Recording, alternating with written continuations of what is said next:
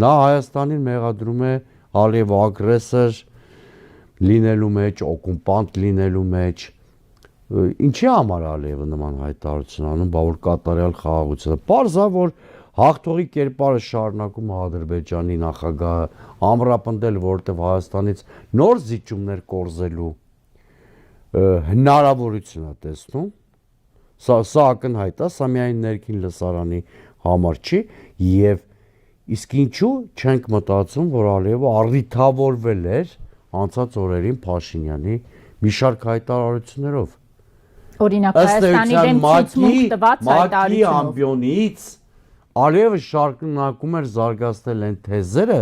որոնք Փաշինյանը Երևանում հնչեցրել էր։ Երբ որ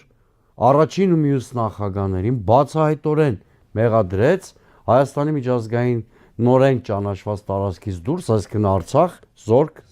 զինված ուժեր ուղարկելու համար։ Սա բացահայտ ցուցմունք էր Հայաստանի դեմ, որ մենք եղել ենք օկուպանտ, որ մենք եղել ենք ագրեսոր, ըստ էության նա Հայաստանին վերագրեց առաջին պատերազմի եւ ընդհանրապես հայ-ադրբեջանական կոնֆլիկտի պատասխանատվությունը,